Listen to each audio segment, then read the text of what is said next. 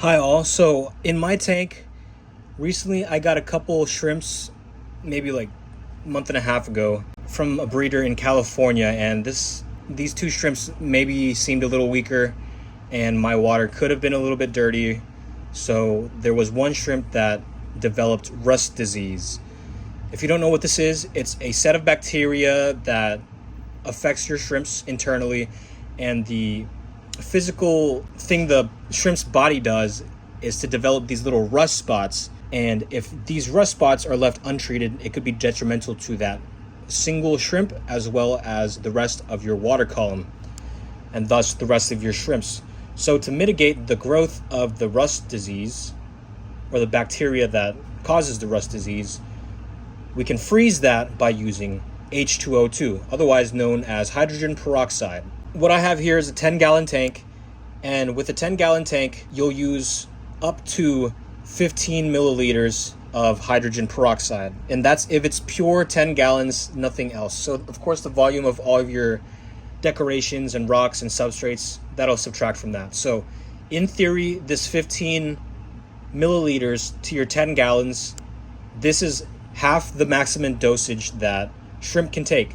Now when you're using hydrogen peroxide, 3% specifically, this can be very dangerous stuff, so it's good to make sure that you're measuring things correctly and double checking your measurements. The conversion would be 1.5 milliliters per US gallon, or what I've seen is about 1.5 to 4.5 liters. And to dose the hydrogen peroxide, I'm gonna underdose. So I've been doing about 10 milliliters of hydrogen peroxide, and I'm on I believe the 5th day already, 4th or 5th day. I'll probably up the dose a little bit more, so maybe around 12, but definitely not up to the 15. So what I have here is the 5, and within this container here, about a third of a liter.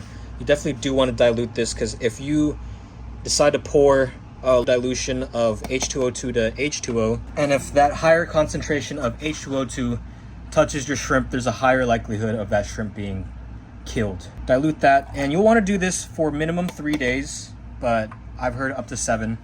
I'm gonna give this a little swirl. So what happens though is whenever the lights are off, the H2O2 will have time to actually affect your bacteria in the tank without denaturing. However, if the lights are on, then the denaturing happens quicker, and then that H2O2 becomes water and then an oxygen that'll have no more H2O2. But that being said, what I've done is, like I said, on my 4th or 5th day, I've done pretty much no water changes aside from that first day, but I do plan to do this last dose here. And then after this last dose, tomorrow, I'm gonna do a 20%-ish, maybe even just 10% water change. In theory, the reaction would have happened. It's just water and oxygen.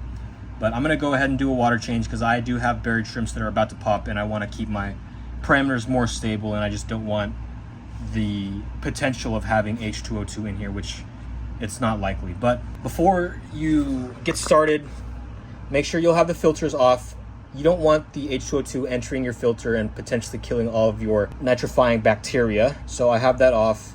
Safety measure would be to take it off, but I'm just going to leave it in, and then pour this solution in, spread it all around, and then give it a good old mix. You don't want to pour it all in one location just to localize that H2O2. It's not a good thing.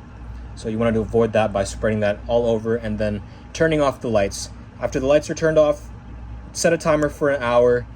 After that hour has passed, then you turn on the lights for a bit, let that reaction happen where it changes to water and then oxygen, and then I'll turn on the filter a little bit after. Just gonna give a little pour here and then just a stir. But before I even start the stir, I get a good bit from my baster and then squirt this all around.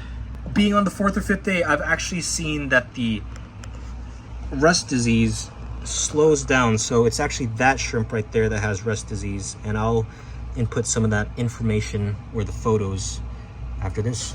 But that's pretty much it. That's how you dose H2O2 and mitigate the spread of rust disease. And in theory, if the rust disease is not bad and the two molts, or the two shells, the old molt and the new molt, they have not fused, This shrimp will then molt, and then the rust disease will go away.